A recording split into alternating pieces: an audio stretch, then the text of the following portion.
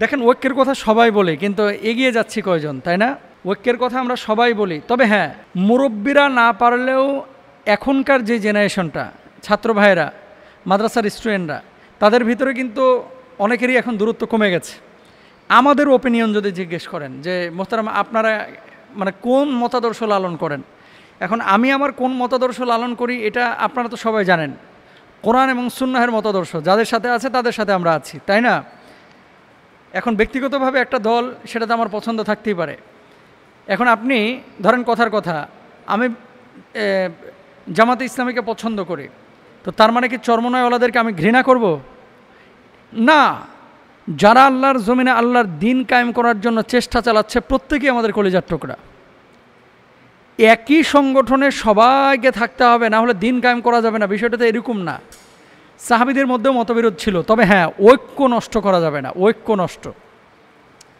আলহামদুলিল্লাহ এখন অনেক মানুষ উদার, যারা আল্লাহকে পেতে চায়, রাসূলকে পেতে চায়, যারা আল্লাহর জমিনে আল্লাহর দিন কায়েম করতে চায়, প্রত্যেকটা মানুষ যদি একটা প্ল্যাটফর্মে আসতো, তাহলে এই ভাই যে প্রশ্নটি করেছেন যে বাংলাদেশের চিত্র পাল্টে যেত, এটা অবশ্যই আমরাও বলি যে চিত্র পাল্টে যেত। একটা জায়গায় আল্লাহকে সবাই পেতে চায়, কিন্তু কে কোনভাবে পেতে চায়, একটা উদাহরণ দিয়ে আপনাদেরকে, বিভিন্ন মাহফিলে অনেক আলেম ওলামায়ে দেন। ধরেন ঢাকা উত্তরা থেকে আপনি কমলাপুর যাবেন, কেউ যাচ্ছে হাইস গাড়ি নিয়ে, কেউ যাচ্ছে প্রাইভেট কার নিয়ে, কেউ যাচ্ছে ট্রেনে, আবার কেউ যাচ্ছে বাসে, লোকাল বাসে। গন্তব্য কোন জায়গা? গন্তব্যটা হচ্ছে কমলাপুর। যাওয়ার ধরন কয়টা? যাওয়ার ধরন এক একজন এক একটা যানবাহন ব্যবহার করতেছে। তো আমাদের গন্তব্য হচ্ছে আখিরাত, আমাদের গন্তব্য হচ্ছে আল্লাহর জমিনে দিন কায়েম করা, আমাদের গন্তব্য হচ্ছে আল্লাহকে পাওয়া।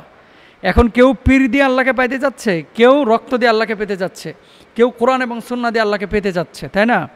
এখন আপনি কিভাবে আল্লাহকে পেতে যাচ্ছেন, এটা আপনার আকলকে, বিবেককে জিজ্ঞেস করেন যে আপনি প্রপার ওয়েতে আছেন কিনা।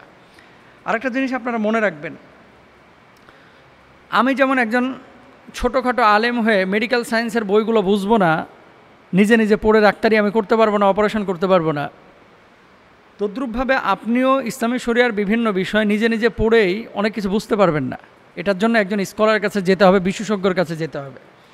তো মুরব্বীরা অনেক চিন্তা ফিকির করে এক জায়গায়, মাঝে মাঝেই তো দেখি যে চরমনায় হুজুরের বিয়েতে জামাতের লোকজন, মানে চরমনায় হুজুরের মেয়ের বিয়েতে বা ছেলের বিয়েতে, আবার জামাতে ইসলামের বড় বড় লিডারদের সাথে চরমনায় বড় বড় লিডাররা মাঝে মাঝে বসে দেখি, কিন্তু ঐক্যটা আসলে কোথায় হচ্ছে না। আকীদাগত কিছু বিভাজন আছে, এটা থাকবে না একসময় বাংলাদেশে। তবে এটাই সত্য কথা, ধরেন বাংলাদেশ জামাতে ইসলামী, ইসলামী আন্দোলন, বিভিন্ন পীর সাহেবদের যে দলগুলো আছে, সারসিনা থেকে শুরু করে অন্য অন্য যে সমস্ত পীর সাহেবদের যে দলগুলো আছে, সবাই যদি একত্রিত হয় বাংলাদেশে, ইনশাআল্লাহ কালিমার পতাকা উড্ডীন হবে এবং কালিমার সূর্যোদয় নতুন করে উঠবে ইনশাআল্লাহ তাআলা। এটা আশাবাদী আমরা, একসময় হয়ে যাবে। যদিও মুরব্বীরা না পারে, এই যুবকরা করবে ইনশাআল্লাহ তাআলা।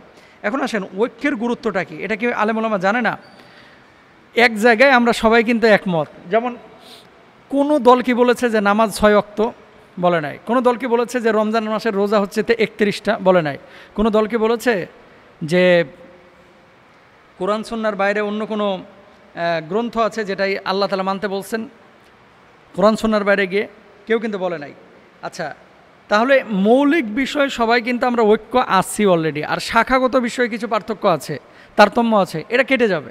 আকীদাগত কিছু বিভাজন আমাদের আছে, এটা কেটে যাবে ইনশাল্লাহ। তবে হ্যাঁ, যারা আমরা এই কথাগুলো বলতেছি যে কেন আপনারা ঐক্য করতেছেন না, কেন ঐক্য করতেছেন না, আমরা বলি যে ঐক্য হয়ে যাবে ইনশাল্লাহ। যেই জায়গাটায় ফাটল আছে বা ঝামেলা আছে, এক সময় এটা থাকবে না। তবে এক্ষেত্রে আমাদের যেটা করতে হবে, উদার হতে হবে, ক্ষমার মানসিকতা থাকতে হবে, কাছে টানার মানসিকতা থাকতে হবে, ঘৃণা করা যাবে না, আরেকজনকে দূরে ঠেলে দেওয়ার মানসিকতা থাকা যাবে না। আমাদের কিছু ভাই আছে, ধরেন আমাকে বলে যে হুজুর আপনি এক এক দিনে এক এক টুপি ইউজ করেন, আপনি কোন তরিকার?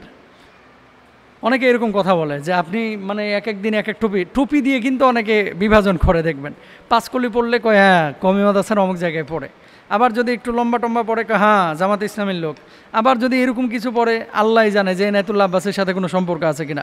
কেন ভাই, এনায়েতুল্লাহ আব্বাসী হুজুরের সাথে সম্পর্ক থাকলে সমস্যাটা কোথায়? সমস্যাটা কোথায়? তো আমাদের মাইন্ডটাকে আসলে ব্রড মাইন্ডেড হতে হবে, এত সংকীর্ণ মানসিকতা দিয়ে চলা যাবে না। খেয়াল করবেন যে শিরিক বেদাতের সাথে আমরা জড়িত আছি কিনা। যখন শিরিক বেদাতের সাথে আল্লাহ না করুক যদি কখনো জড়িত হয়ে থাকে, আমাদেরকে বুড়িগঙ্গায় ফিক্কে ফেলায় দেন, কোনো সমস্যা নাই। কিন্তু যতক্ষণ পর্যন্ত আমরা কোরআন এবং সুন্নাহ অনুসরণ করছি, অবশ্যই আমাদের মুখ থেকে যে কথাগুলো বের হচ্ছে সুন্নাহ মোতাবেক, কোরআন এবং সুন্নাহ অনুযায়ী আপনারা মানবেন। আর ঐক্যের ব্যাপারে নিজেরা শুধু পরামর্শ না দিয়ে নিজের গণ্ডির মধ্যে আমি কতটুকু ঐক্য রক্ষা করছি এটা আমরা চিন্তা করব। আমরা চাই বাংলাদেশের সমস্ত ইসলামী দলগুলো একত্রিত হোক এবং বাংলাদেশে একটা পরাশক্তিতে রূপান্তরিত হোক। আল্লাহর জমিনে আল্লাহর দিন কায়েম করুক। আল্লাহ তৌফিক দান করুন।